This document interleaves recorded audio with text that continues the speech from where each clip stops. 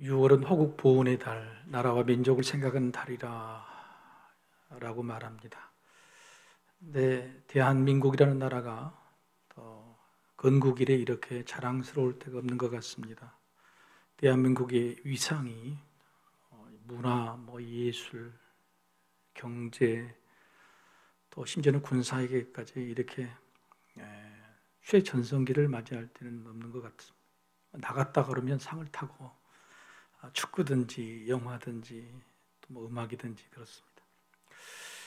그동안 우리나라가 그래도 약한 분야가 있었는데 기초과학에 관한 분야라고 그러죠. 수학이나 물리 이런 건 약했다고 그러는데 그것도 아닌 것 같습니다.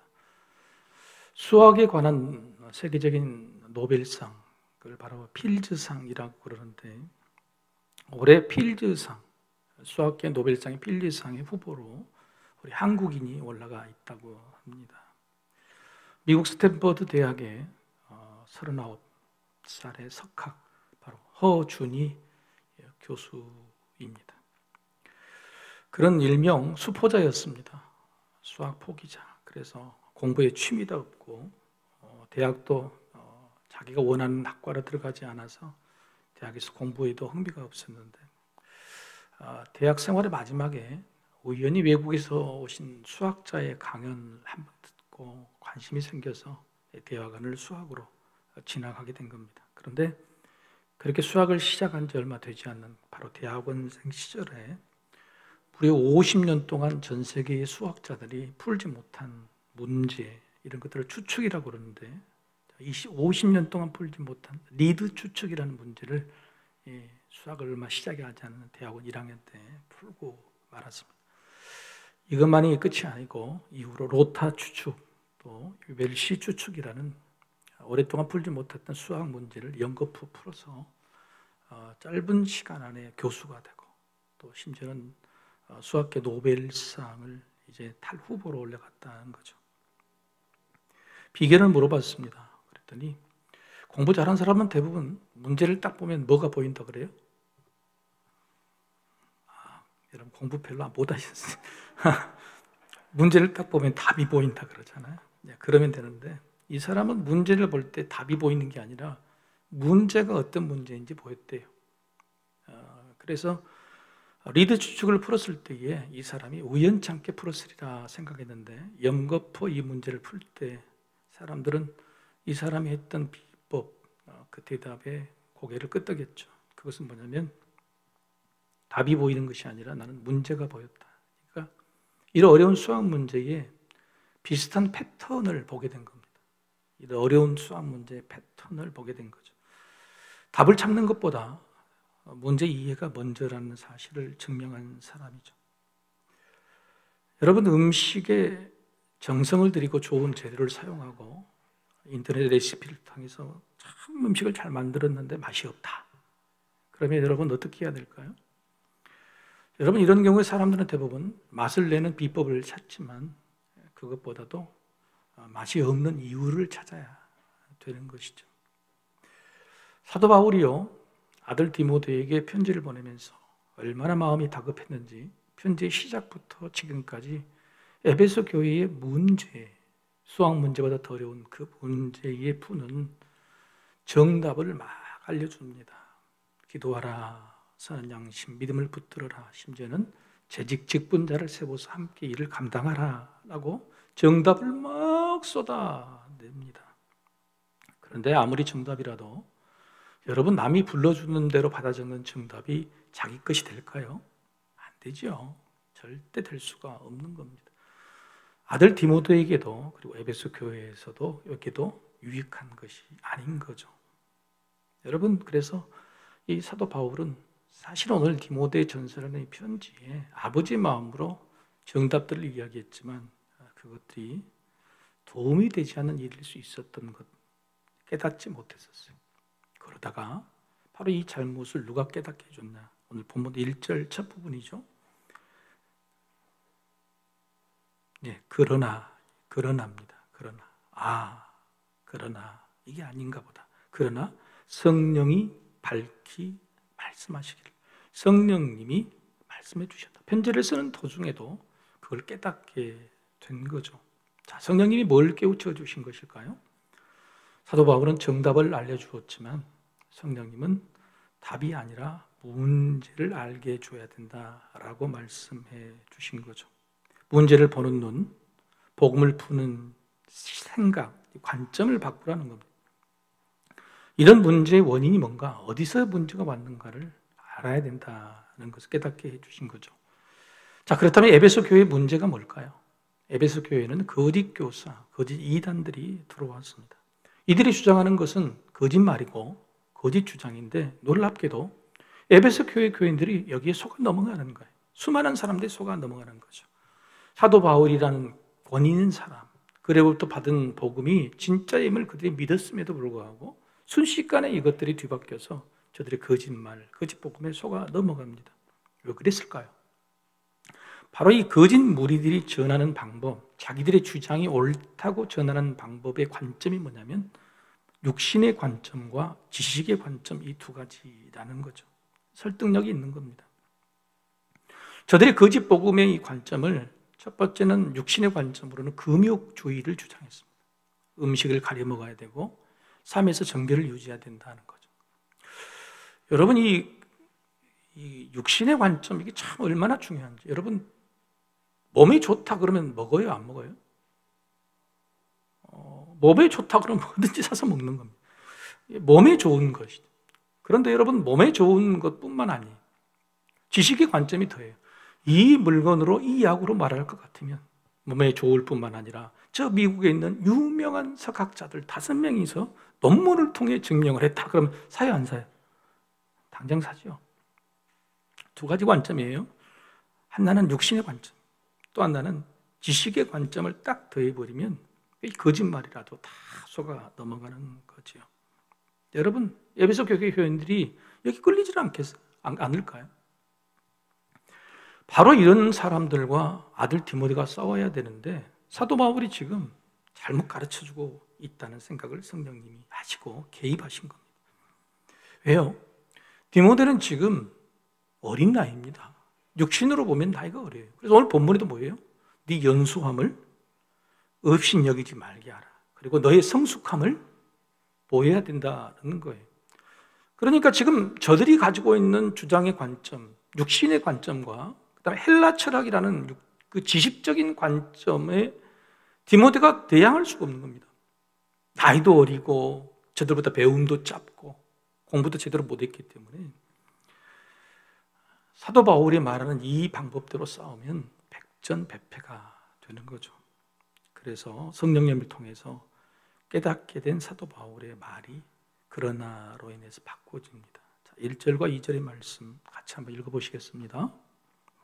그러나 성령이 밝히 말씀하시기를 후일에 어떤 사람들이 믿음에서 떠나 미혹하는 영과 귀신의 가르침을 따르리라 하셨으니 자기 양심이 화인을 맞아서 외식함으로 거짓말하는 자들이라. 이들이 거짓말하는 자들인데 왜 거짓말을 하냐? 거짓말에 속느냐? 미혹하는 영, 귀신의 가르침. 이것은 영적인 문제다라는 거예요. 저들은 육신의 관점과 지식의 관점으로 거기에 통했지만 저들이 가지고 있는 문제는 그게 아니고 영적인 관점이다라는 거죠. 여러분, 장영자가 누군지 아세요?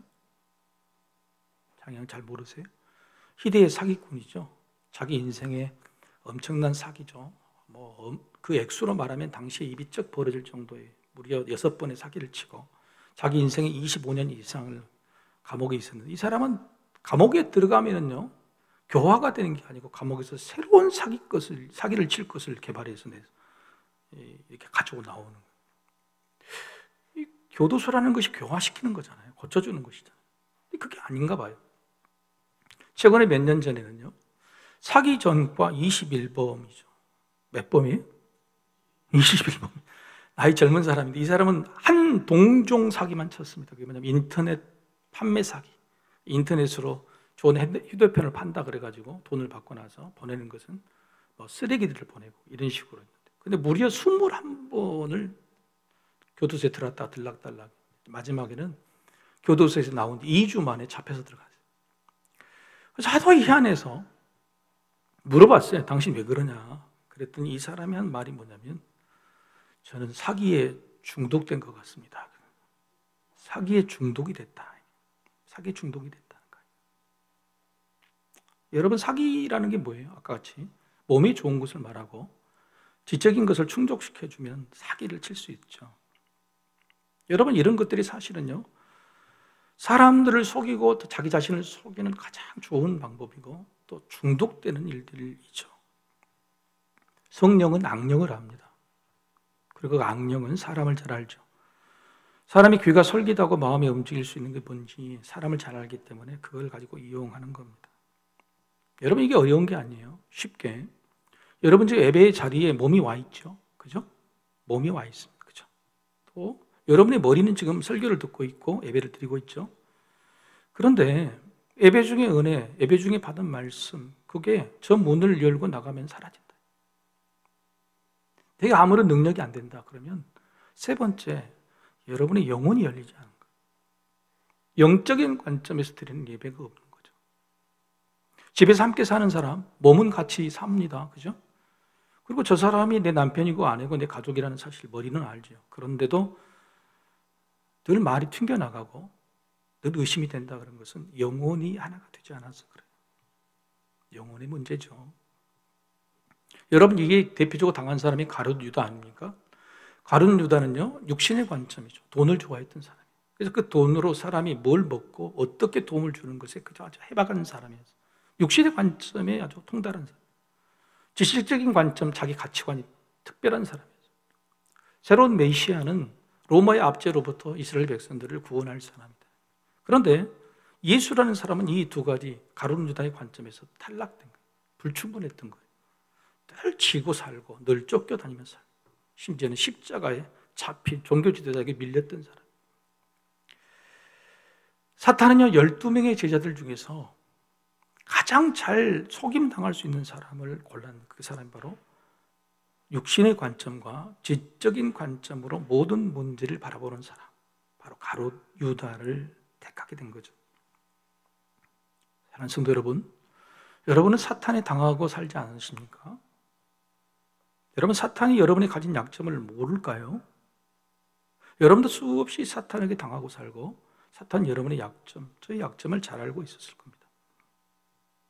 그런데 우리 자신도 모르게 수없이 당했지만 양심이 무디어져서 때로는 사탄에게 속임당한 사실 자체를 모르거나 아니면 알면서도 무시하고 덮어버렸을지 모르죠. 그래서 여러분, 육신의 관점과 지식의 관점을 가진 사람이 반드시 가는 길이 뭐냐면 외식입니다. 거짓말이에요. 육신의 관점으로 문제를 해결할 수가 없어요. 육신의 관점으로 살아낼 수가 없어요. 내 육신이 연약하니까. 가진 게 없으니까. 내가 가진 지식의 한계가 있습니다. 세상의 모든 문제를 내가 가진 지식으로 풀어낼 수가 없어요. 그런데도 불구하고 육신의 관점과 지식의 관점으로 문제를 대하고 문제를 풀었던 사람은요, 반드시 거짓말을 하게 되는 겁니다. 안 되는데 되는 것처럼. 그리고 외식하는 거예요. 아닌데 가진 것처럼 외식할 수밖에 없어요. 이게 바로 구조죠. 사탄은 사람의 이 구조를 너무너무 잘 아는 거예요. 그래서 이런 관점으로 사는 사람들의 영혼을 붙잡아 버리는 겁니다. 세상은 어떻습니까? 여러분, 제가 우리나라 대한민국을 자랑했죠. 그러나 대한민국이 최고인 것이 이것뿐입니까? 나쁜 쪽으로도 최고도 많죠. 자살률 최고죠. 출생률, 출산율 세계 최고가 아니라 최저죠. 이 세상에서 같은 동족이 휴전 상태로 서로 총뿌리를 거누고 있는 유일한 나라예요.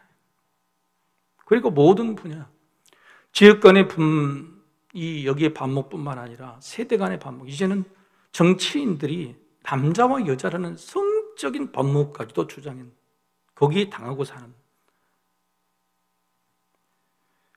갈수록 개인주의, 그리고 모든 것이 돈으로 귀결돼요. 정치, 경제, 사회, 문화, 심지어 교육까지, 심지어는 종교까지 다 돈이 많고도 심각한 최고들이 많아요. 하지만 이런 문제를 지금에 안 것 아니죠. 오랜 시간 동안 알고 있었고 해결하려고 수없이 많은 돈을 투자하고 지식인들을 동원하고 환경을 바꿨지만 된 게 있습니까? 오히려 더 나빠지고 더 악화되고 있는 거죠. 왜 그래요? 문제를 보는 관점, 푸는 관점이 부족했기 때문에. 육신의 관점, 사람의 육신이라는 관점 보는 것도 맞아요. 지식의 관점도 보는 것도 맞습니다. 환경을 바꿔주는 것도 맞습니다. 그런데 그 문제의 본질에는 영적인 문제가 있기 때문에 그래요. 사기꾼이 사기에 중독되는 것처럼 말입니다. 그래서 나아짐이 없었던 거죠. 오늘 사도 바울이 디모데에게 알려주는 모든 지식적인 관점, 환경을 바꾸라, 재직을 바꾸라, 다 맞는 말이에요. 그런데 본질적인 관점이 뭐냐? 바로 영적인 이 문제를 영적인 문제로 바라보는, 그리고 바라보는 관점을 영적인 관점으로 바꾸라고 성령님은 말씀하고 있는 거죠. 자, 그러면 어떻게 바꾸라는 겁니까?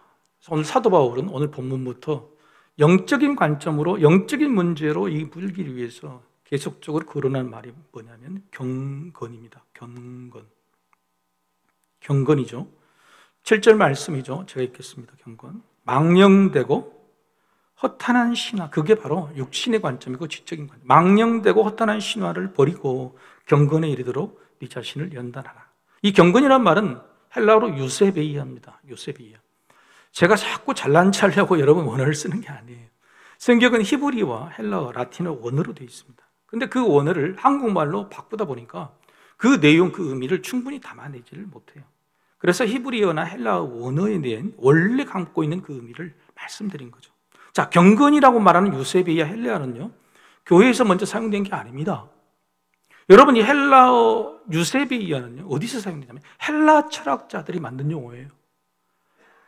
여러분, 헬라 철학의 대가, 헬라 철학의 완성, 원조가 누구냐면 플라톤이에요. 그죠? 플라톤입니다. 근데 이 플라톤이 경건이라는 말을 사용했죠. 그리고 어떻게 정의를 했느냐? 신에 대한 태도. 신에 대한 태도. 이렇게 신에 대한 태도, 그것도 사람의 말, 삶, 예배, 성품까지 모두 포함한 말. 그래서 유세베이아라는 말 자체는 헬라 철학에서 온 거예요. 그래서 오늘 본문에 에베소 교회를 흔들어 버렸던 헬라 철학을 가져왔던 이단들이 자기들이 가져온 말이 뭐냐면 유세베이아, 경건이라는 말을 자기들이 쓰고 있는 거죠.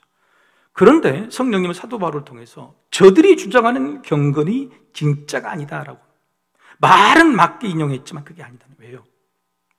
여러분, 사실 이 플라톤이 주장하는 경건 유세비아는요, 정확히 말씀드리면 신을 대하는 모든 태도가 아니라 앞에 붙어 있습니다. 수식어가 그 뭐냐면 두려워하는 마음으로 신을 대하는 모든 태도예요. 그러니까 헬라 철학에, 자기들이 주장하는 헬라 철학의 그 근거에도 신을 어떤 마음으로 두려워해야 되냐면 두려워하는 마음으로 대하는 거예요. 그런데 에베소 교회에 들어온 이단은 헬라 철학만 가지고 와서 두려워하는 마음을 빼버렸어요. 그냥 신을 대하는 태도가 육신의 관점 그리고 지식의 관점으로만 하나님을 대한다라고 말했기 때문에 사도 바울은 바로 여기에서 영적인 관점을 가져옵니다. 자, 8절이죠. 8절 한번 같이 읽어보겠습니다. 8절 시작. 육체의 연단은 약간의 유익이 있으나 경건은 범사에 유익하니 금생과 내생의 약속입니다. 금생과 내생이라는 말은 영적인 관점이라는 거예요. 영적인 관점에서 육체의 연습, 육체의 경건, 지식의 경건은 전혀 소득이 없는 것이 아니라 약간의 유익은 있다. 그러나 그것으로는 절대 해결할 수가 없다는 거예요.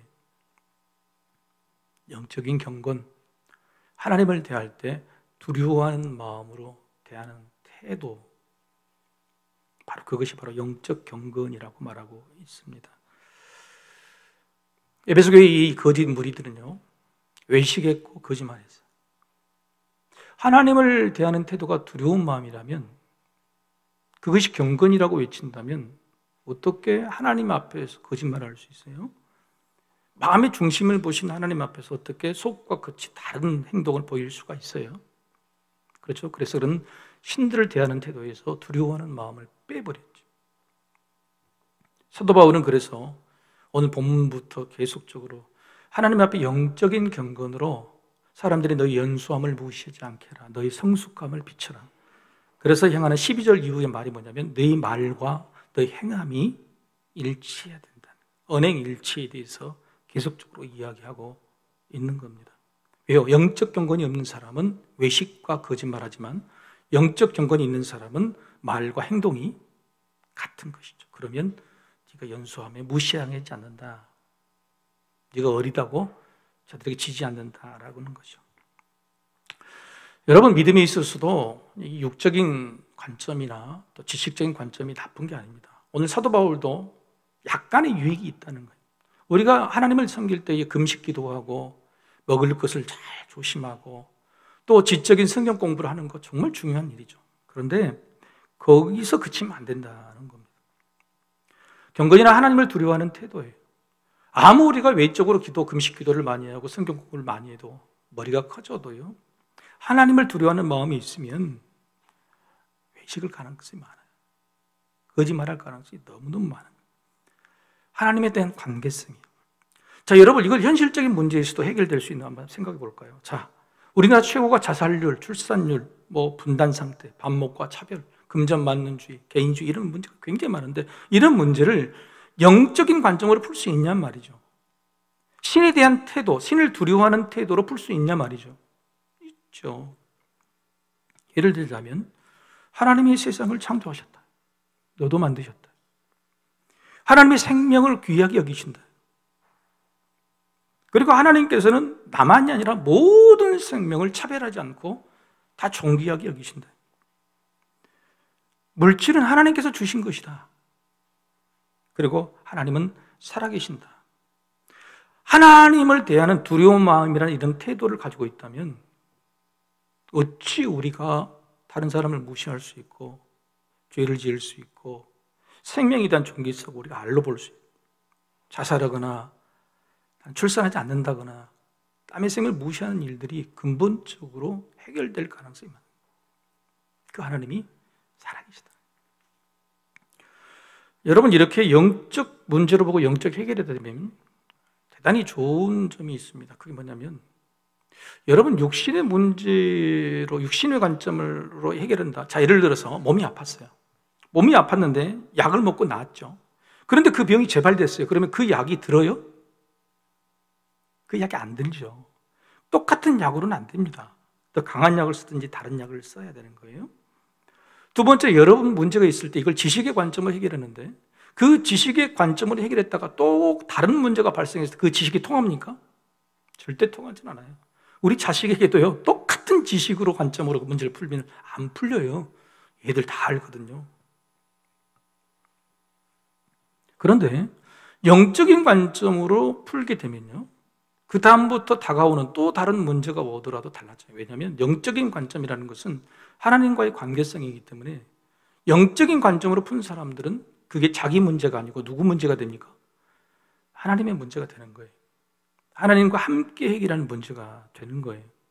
그래서 영적 관점으로 문제를 푼 사람은 앞으로 어떤 문제가 있어도 담대해지고 담담해지고 잘 풀어나갈 수 있는 길이 열리게 되는 겁니다.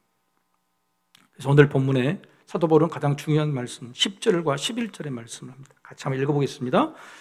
이를 위하여 우리가 수고하고 힘쓰는 것은 우리 소망을 살아계신 하나님께 두미니 곧 모든 사람, 특히 믿는 자들의 구주시라. 이것들을 명하고 가르쳐. 명령해라.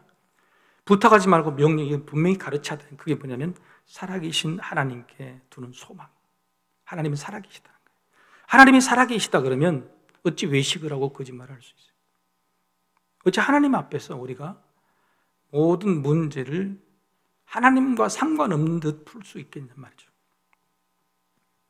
하나님과 경건의 관계만 유지되면 하나님께서 우리의 문제를 푸시고 또 이끌어 주실 줄로 믿습니다. 여기까지는 상권입니다. 학원과 상권. 자, 한번 보세요. 성령님이 사도 바울을 통해서 디모데에게 알려주는 것이 영적 관점이라는 것, 방법을 알려주셨어요. 근데 그러면 진짜 영적 관점으로 문제를 바라보게 되면 실제로 문제를 풀 수 있어야 되겠죠? 그래서 상권이 끝나고 두 번째 학원은 뭐냐면 풀 수 있다. 이 이야기, 풀 수 있다. 네가 지금 맡고 있는 모든 문제를 영적인 관점으로 바라보게 될 때에 그 바라보는 순간부터 너는 그 문제를 풀게 된다. 왜? 너에게 이미 하나님께서 영적 문제를 풀 영적 무기를 주셨기 때문에 그런다. 그것을 새롭게 받을 필요도 없고 새롭게 달라고 할 필요도 없이 이미 네가 영적 문제로 바라보기 시작한 순간 네가 가지고 있는 무기, 이거 되는데? 이것으로 풀 수 있는데? 깨닫게 된다는 거예요. 그동안에 가지고 있는 모든 문제를 영적 문제로 보지 않았기 때문에 내가 가진 이 무기가 거기에 적용할 수가 없는 거예요. 무기인지도 조차도 몰랐던 거예요. 근데 문제를 영적 문제로 바라보니까 이거 내가 풀 수 있는데? 내가 가진 거를 할 수 있는데? 사도 바울은 한 학원에서 이렇게 말하는 겁니다. 하나님께서 이미 우리에게 영적 무기를 주셨다. 이걸 한마디로 뭐라 그러냐? 한번 보고 한번 읽어보십시오. 주신 것, 시작. 주신 것을 무시하지 말고 단련하라. 여기 단련하라는 건 운동선수가 자기가 가진 몸을 단련하고 자기가 가진 도구를 단련하는, 연습하라. 심지어는 그냥 하는 것이 아니라 연단하라, 전념하라, 전심전력하라.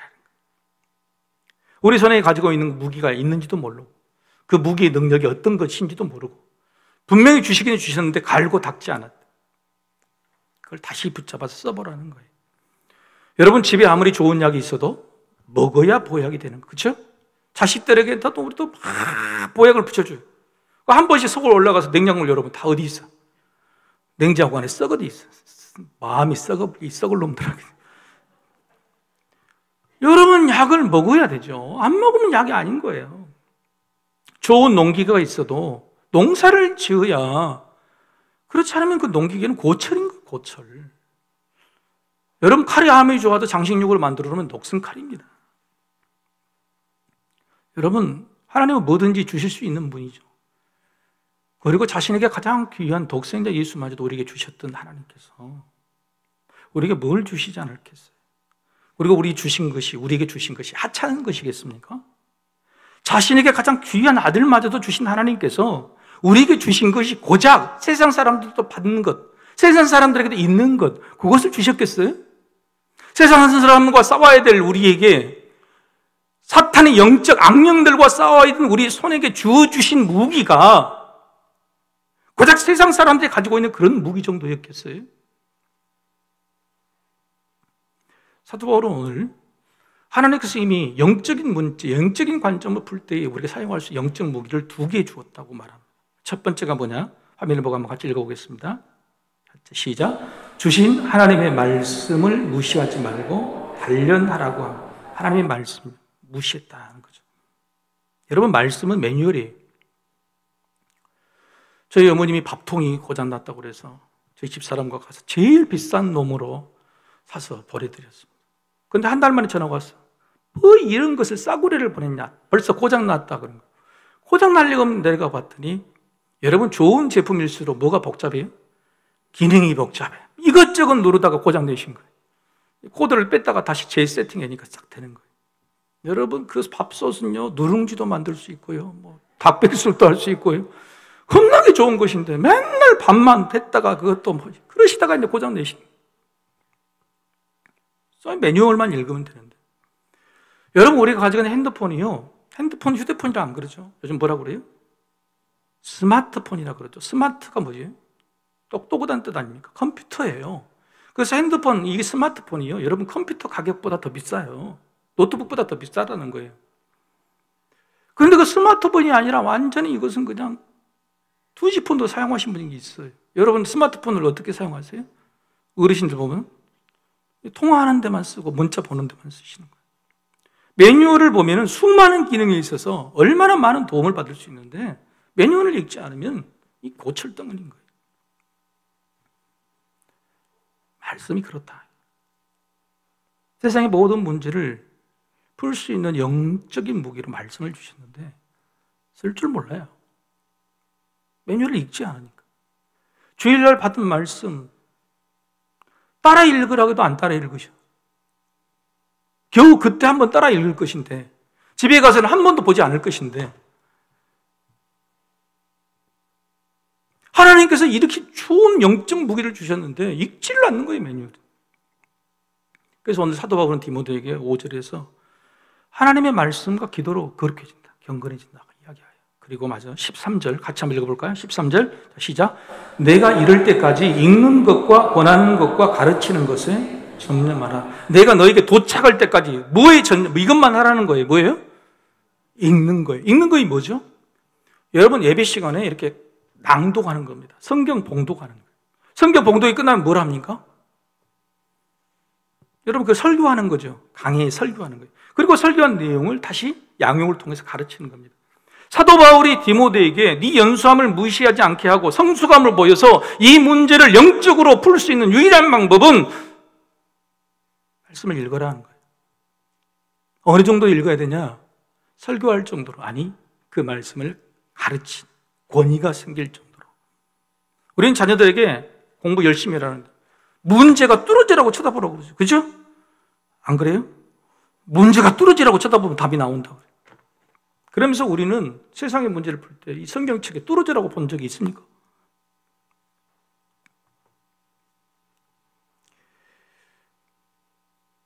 깊은 묵상이 필요합니다. 말씀에 대해 깊이 있는 묵상이 필요해요. 하나님께서 이 안에 이번 주에 내가 해결해야 될 어떤 문제를 영적 문제로 보시고 그 문제를 풀 영적 무기로 주신 말씀이 뭔지를 깊이 받아야 돼요. 전념해야 돼요. 전념해야 돼요. 여러분, 그렇게 되시기를 소망합니다. 두 번째 주신 영적 무기, 그게 뭐냐? 한번 같이 읽어보시죠. 시작. 주신 성령의 은사를 무시하지 말고 단련하라고. 성령의 은사죠. 14절의 말씀 제가 읽겠습니다. 네 속에 있는 은사 곧 장로회에서 안수받을 때에 애언을 통하여 받은 것을 가볍게 여기지 말고. 가볍게 여겼다. 야, 네가 받은 것이 얼마나 소중한 것인지 몰라? 가볍게 여기지 마. 그게 뭐냐면 성령의 은사예요. 사도 바울은 오늘 자기가 잘 가르쳤다고 생각했는데 성령이 탁 깨주셔서, 그러나 내가 깨닫게 된 성령처럼 디모데 너도 목사 안수를 받을 때 받은 성령의 은사가 있다. 네가 겁먹을 필요 없어. 에베소교의 문제를 네가 해결 못할 일이 없어.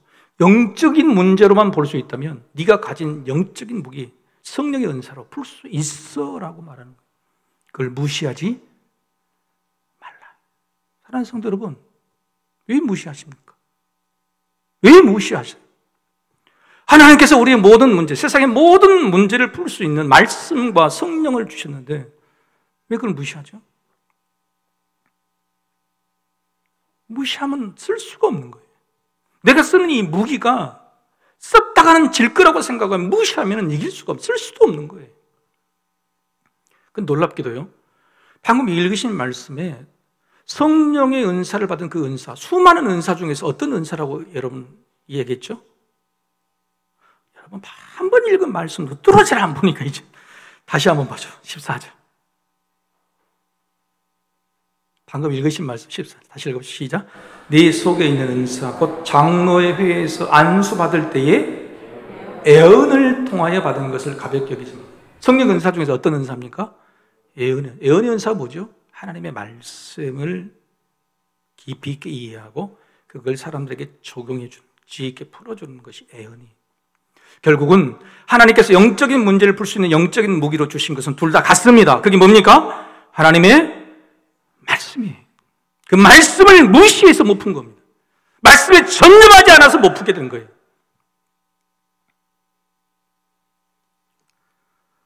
여러분, 하나님의 말씀이 내 말씀이 된다.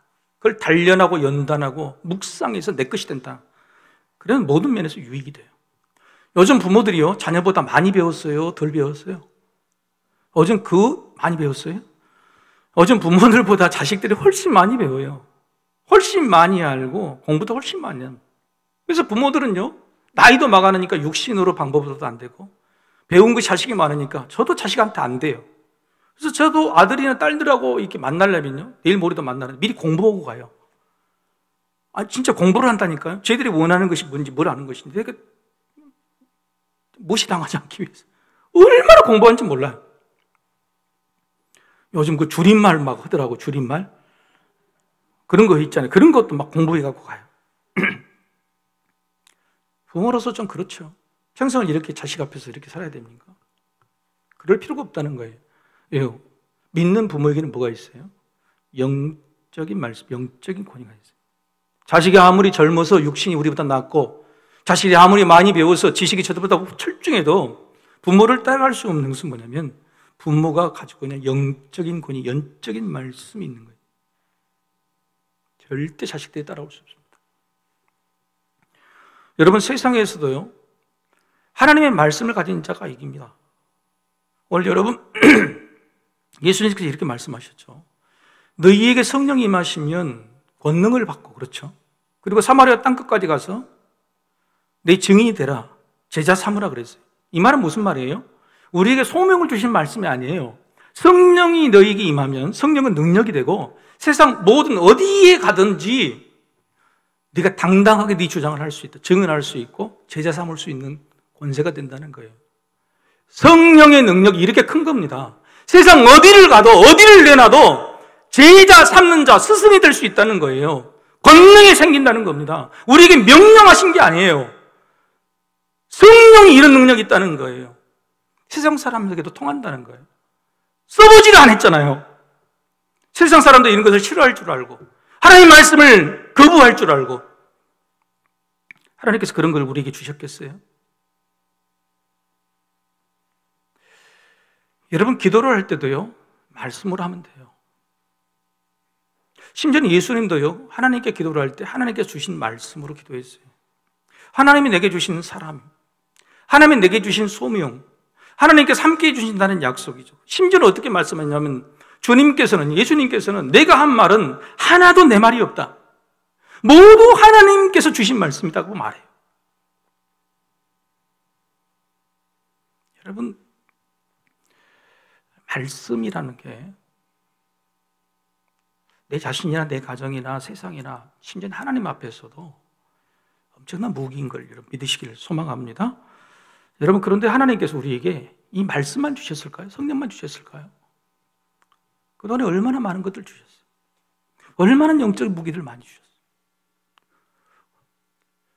자신의 독생자 예수를 우리에게 주신 정도라면 우리가 하나님께로부터 받은 것이 얼마나 많아요.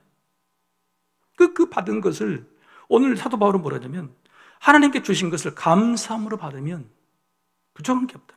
4절에 감사함으로 받으면 다 좋은 거라는 거예요. 근데 우리는 그 받은 것들을 무시했죠. 소홀히 여겼죠. 여러분, 그 중에 가장 크고 위대한 능력을 주신 것, 바로 예수 그리스도의 이름, 예수 그리스도의 십자가예요. 예수 그리스도의 이름의 능력, 그 십자가의 권세가 얼마나 큰지. 여러분, 이렇게 귀한 것을 우리가 받았음에도 우리는 거기에 집중하지 못하고 소홀히 여기고 무시해서 사용하지 않았다. 사랑하는 성도 여러분, 예수 그리스도의 이름, 십자가의 능력, 하나님의 말씀으로 여러분이 당하고 있는 모든 문제 앞에서 당당하시고 또 그런 영적 관점으로 풀어내시기를 주의 이름으로 축복합니다. 아멘. 이제 다 같이 일어나셔서 우리 하나님을 찬양하겠습니다.